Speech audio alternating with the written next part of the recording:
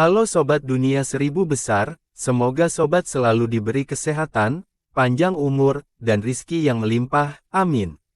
Sebelum masuk ke alur ceritanya, jangan lupa dukung channel ini ya dengan klik subscribe, like, komen, dan share, terima kasih. Mari kita lanjutkan perjalanan, Li Qiye. Sekarang, semua orang mengerti mengapa tanaman ilahi ini mulai berlari hanya setelah satu tepukan di tanah. Mereka mengerti bahwa mereka akan kehilangan energi duniawi yang bergizi dan kekuatan Dao. Layu menjadi tak terelakkan. Mereka hidup dan cukup kuat untuk pergi atas kemauan mereka sendiri. Mereka yang ditanam oleh murid atau ahli normal tidak cukup cerdas untuk membaca situasi. Selain itu, mereka sepenuhnya berakar di tanah, tidak dapat melarikan diri. Anggota Chen merasakan jiwa mereka berkibar ke udara. Kerusakan ini benar-benar merusak, hanya tanah tandus yang tersisa. Manusia tidak memiliki masalah tinggal di sini.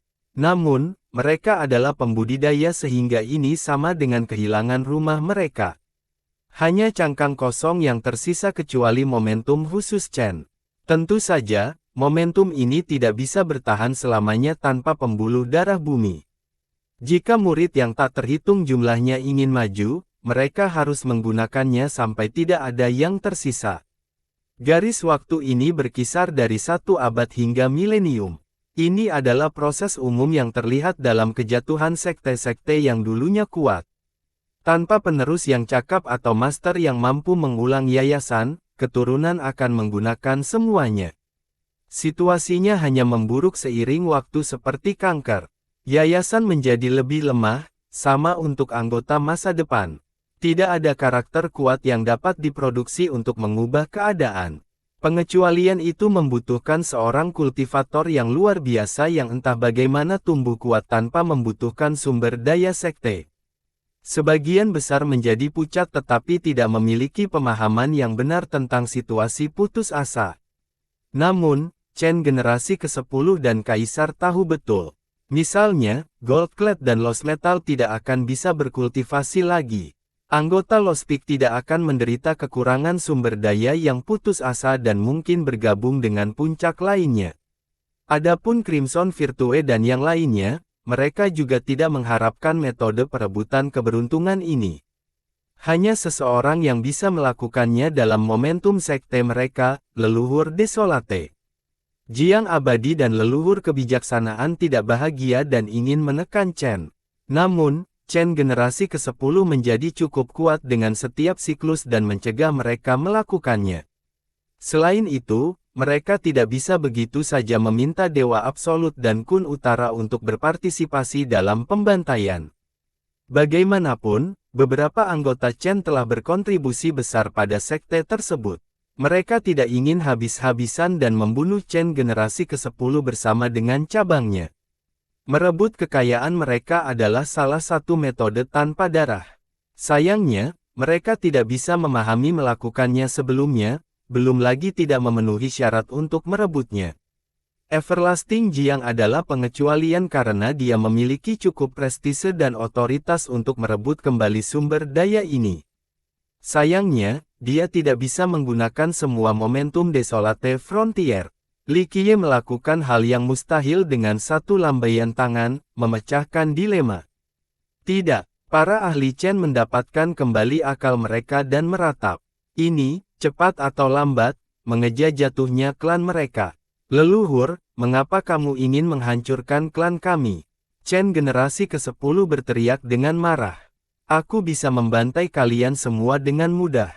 Ini hanya hukuman, kata Li Qiye. Ledakan. Pancaran berdarah meletus dari Centurial Peak, melukis langit di atas merah. Itu tampak jahat, tidak seperti sisa Desolate Frontier. Apa ini? Pelindung dan tetua memiliki perasaan yang tidak menyenangkan karena energi jahat seperti itu seharusnya tidak ada di sekte mereka yang benar. Ini adalah fondasi Centurial Peak, generasi pengorbanan, begitu banyak karma negatif. Crimson Virtue menghela nafas. Mengingat statusnya, dia tahu rahasia di balik kekuatan Chen. Proses pengorbanan ada selama era Chen generasi pertama. Namun, itu tidak dilakukan setelah peringatan leluhur Desolate. Begitu dia pergi, pengorbanan dimulai lagi dengan kecepatan yang meningkat sampai Chen generasi ke-10. Meskipun terlihat tidak menyenangkan, kekuatan cahaya tidak dapat dipertanyakan, hasil dari akumulasi sepanjang era. Yang lain merasakannya membentang tanpa henti, mampu menggiling keberadaan yang tak terkalahkan menjadi ketiadaan dengan waktu yang cukup. Crimson Virtue dan Solar Monarch bergidik saat melihat ini, fondasi Chen yang independen dari sisa Desolate Frontier.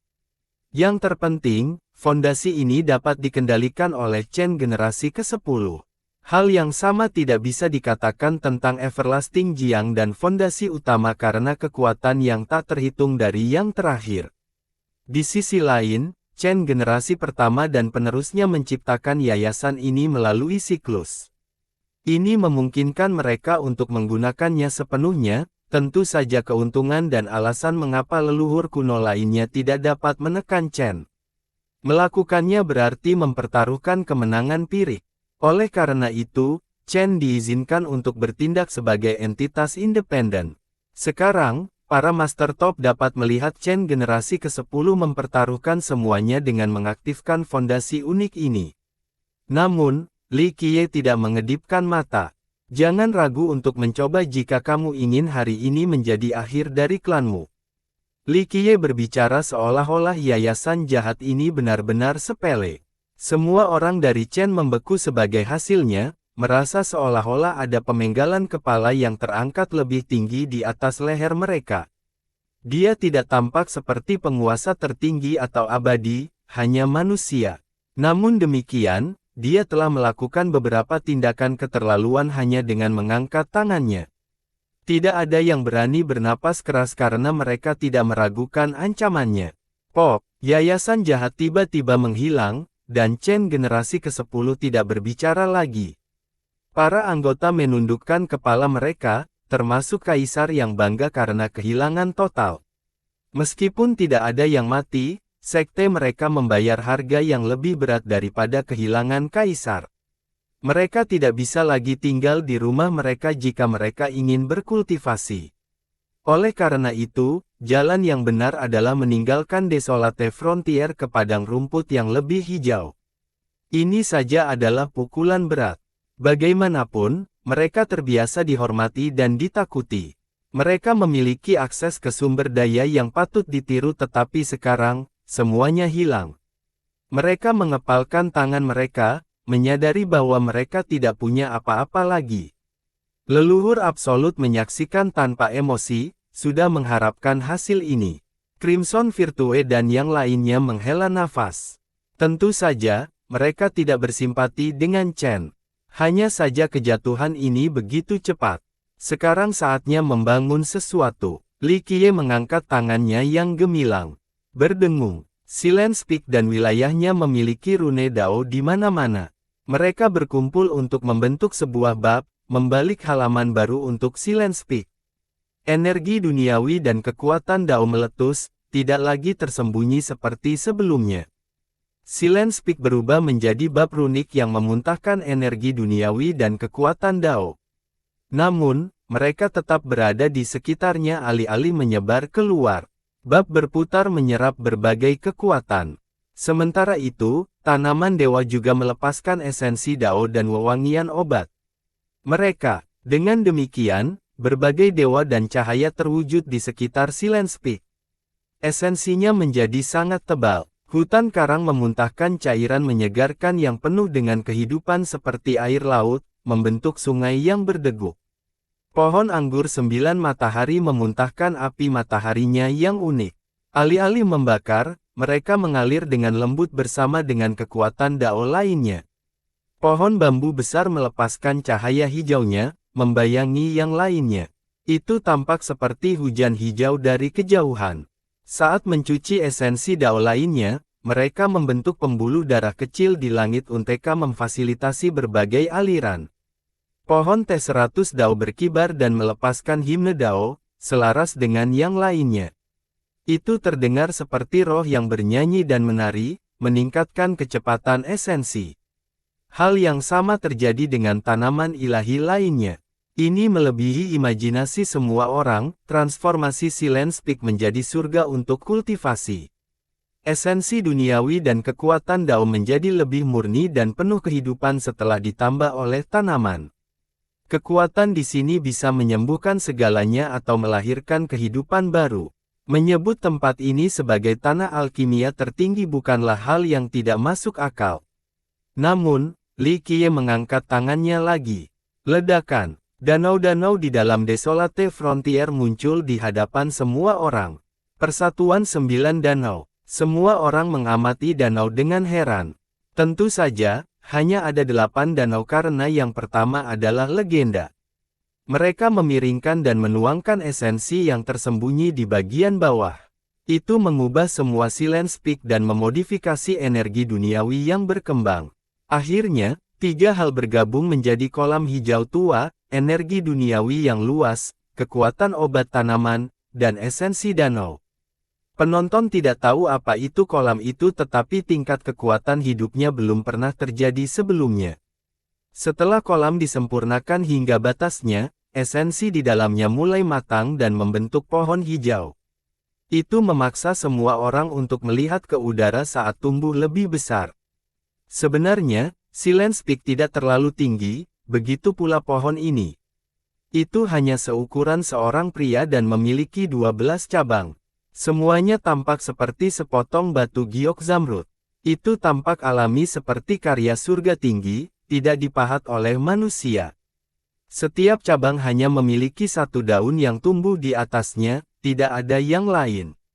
Namun demikian, daun-daun itu tampak seperti 12 dunia karena kekuatan hidupnya yang tak terbayangkan. Itu memberi kesan menjadi pohon dunia yang mampu membangkitkan kehidupan yang tak terhitung jumlahnya. Sifatnya yang luar biasa mengalahkan perawakannya yang sederhana, membuat semua orang melihat ke atas dan melihat 12 dunia gantung. Ledakan. Danau-danau kembali ke posisinya dan Silence Peak berhenti melepaskan energi duniawi. Tanaman ilahi juga memasuki keadaan istirahat. Pohon baru ini tampak menjadi yang terbesar di Desolate Frontier, menjulang di atas yang lain. Itu terhubung ke semua pembuluh darah bumi dan energi duniawi mereka. Leluhur, pohon apa ini? Leluhur absolut bertanya, sadar bahwa itu akan sangat bermanfaat bagi Desolate Frontier. Belum ada nama. Li Qiye tersenyum dan berkata, sebut saja obat abadi yang tak terhitung jumlahnya. Tak terhitung sekali pohon obat abadi.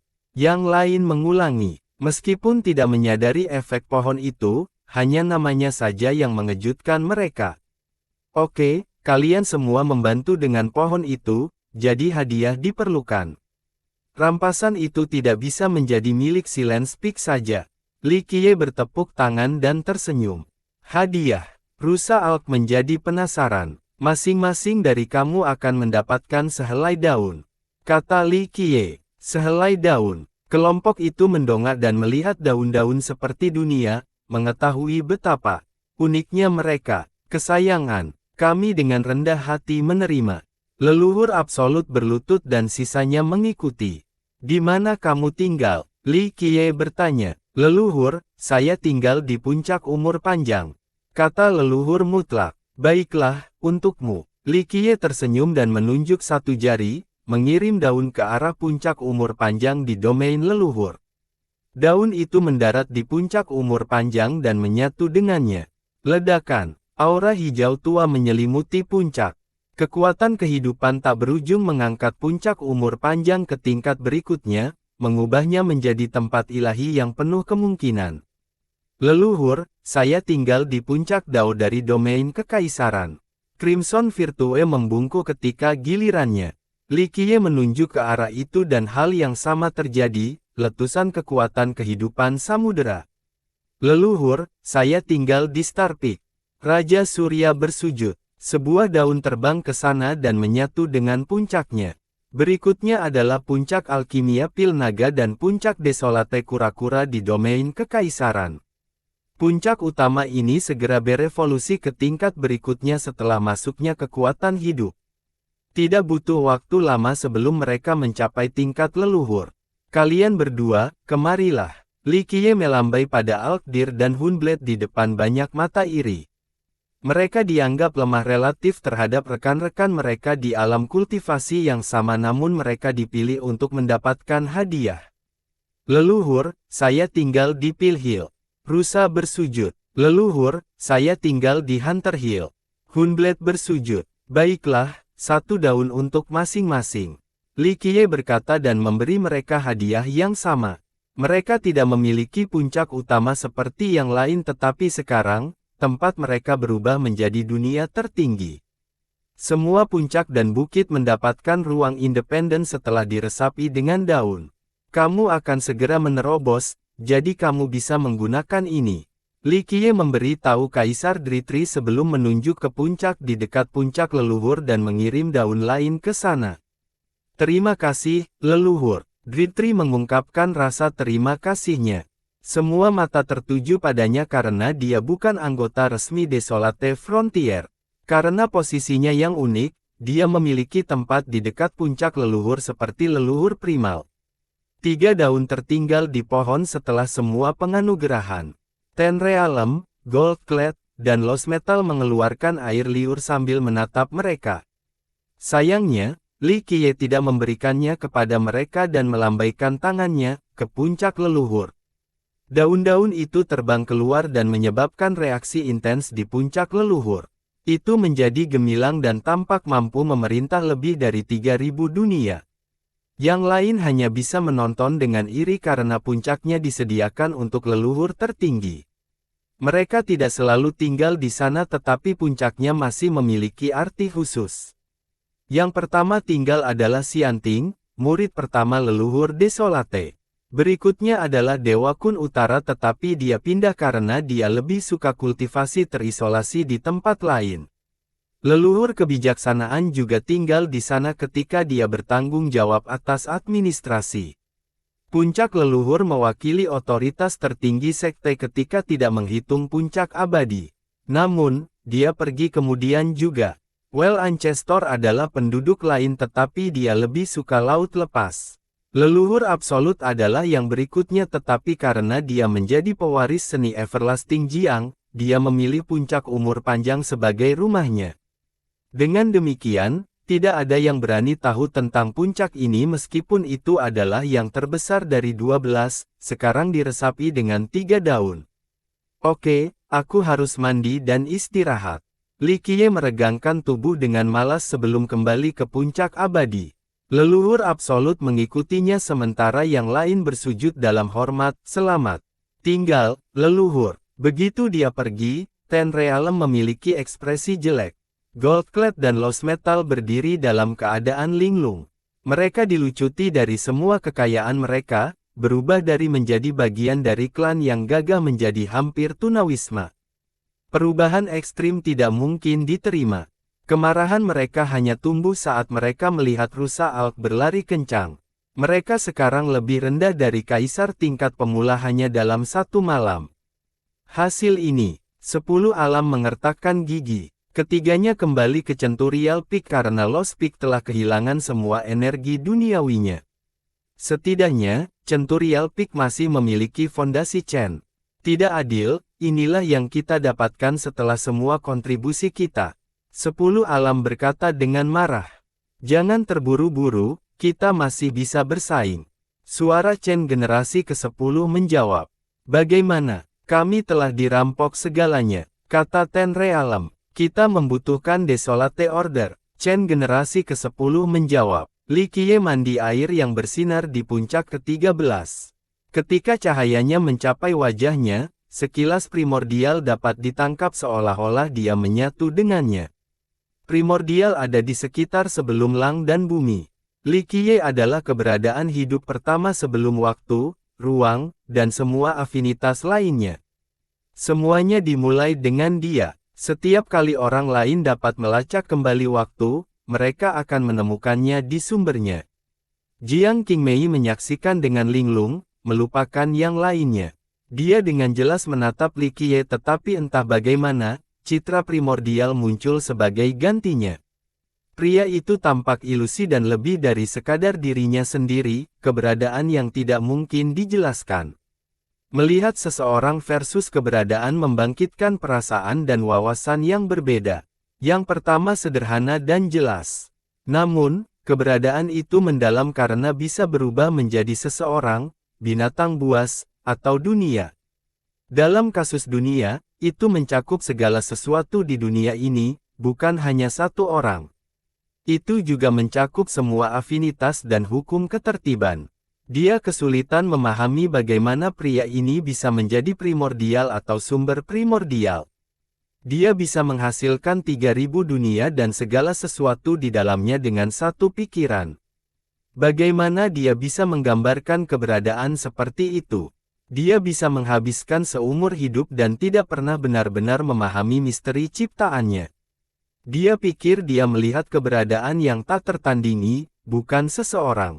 Kaisar, leluhur primal, penguasa tertinggi, dan bahkan abadi tidak dapat melampaui keberadaan ini, surga tinggi. Dalam sepersekian detik ini, dia menjadi sambar petir dengan menghubungkan Li Qiye dan surga tinggi. Dia menarik napas dalam-dalam untuk menenangkan diri. Dia duduk dalam pose meditasi dan melantunkan mantra daunnya. Peningkatan yang cukup besar, kata Li Qiye setelah dia berhasil tenang. Dia membuka matanya dan membungkuk, saya tercerahkan setelah menerima pelajaran Anda, leluhur. Saya merasa bahwa saya bisa segera memecahkan tahap kembali. Kecepatan ini bisa dianggap ajaib. Nenek moyangmu mengucat jika dibandingkan denganmu. Li Qiye tersenyum. Apakah ada yang masih kurang, leluhur? Dia bertanya. Kurang bukanlah kata yang tepat, itu tergantung pada seberapa jauh Anda ingin pergi. Katanya, tolong jelaskan. Katanya, tidak masalah jika kamu ingin menjadi seseorang seperti penguasa tertinggi. Anda akan menjadi yang pertama, nama Anda akan tertulis dalam sejarah, tidak pernah dilupakan sebagai orang pertama yang melanggar jalan pulang. Kata Li Qiye, hanya seseorang seperti penguasa tertinggi. Dia mengulangi, ini adalah pencapaian yang luar biasa. Katanya, saya mengerti. Dia mengangguk, saya tidak ingin mendahului diri saya sendiri dan bersedia melangkah selangkah demi selangkah. Bagaimana saya harus melanjutkan? Tergantung pada seberapa bertekad Anda. Katanya, apa yang harus saya lakukan? Dia buru-buru bertanya, benih yang ditanam menentukan buahnya. Jika Anda menginginkan buah yang berbeda, Anda harus mengganti benihnya. Kata Li Qiye, apakah itu berarti daoku tidak bisa menerobos lebih banyak? Dia bertanya, memecahkan tahap kembali berarti kamu akan melampaui leluhurmu. Kamu masih ingin lebih? Dia bertanya, karena daomu berasal dari leluhurmu, kekurangannya ada di sana. Kata Li Qiye, leluhur menyebutkan ini secara rinci dan saya telah mengoreksinya selama pelatihan saya. Saya percaya kekurangan dan kesalahan itu sepele pada saat ini. Jawabnya, tidak salah, jadi karena ini, selama hati daomu siap, kamu bisa menjadi tuan. Katanya, bagaimana saya bisa melangkah lebih jauh? Dia bertanya, bukan tidak mungkin, tapi bahayanya lebih besar dari yang bisa kamu bayangkan. Katanya, apa yang terkandung? Dia bertanya, mulailah dari awal, kata Li Qiye, mulai dari awal. Dia berseru, tapi saya telah melihat pintunya, leluhur. Ya, leluhurmu juga berpikir begitu. Hanya satu langkah lagi dan itu akan berjalan mulus. Kata Li Qiye, apakah itu tidak benar? Dia terkejut. Proses pemikirannya baik-baik saja karena dia memang selangkah lagi. Hanya satu kesengsaraan lagi dan dia akan melakukannya. Li Qiye mengangguk, jalanmu sama dengan jalannya. Satu-satunya perbedaan adalah Anda telah memahami sedikit lebih banyak tentang hati Dao. Saya akan mengaitkan ini dengan keberuntungan, jadi peluang Anda untuk menerobos lebih tinggi. Dia membayangkan hari itu, pembunuh surga pertama yang menyelesaikan jalan pulang. Ini mirip dengan nenek moyang menyelesaikan pemadaman dan menjadi penguasa tertinggi. Yang pertama diingat selamanya, yang kedua dan ketiga akan dilupakan pada waktunya. Misalnya, tidak ada yang lupa bagaimana sahabat peri adalah yang pertama menjadi pembunuh surga. Tidak ada seorang pun di generasi saat ini yang mengingat tempat kedua. Nenek moyangmu berbagi pemikiran yang sama. Li Qiye membaca pikirannya dan berkata, dia ingin menjadi yang pertama, begitu juga Fardao. Obsesi ini berfungsi sebagai motivasi dan kutukan penghalang yang tak terpecahkan. Seseorang tidak akan pernah bisa melepaskannya. Kesayangan, bersambung.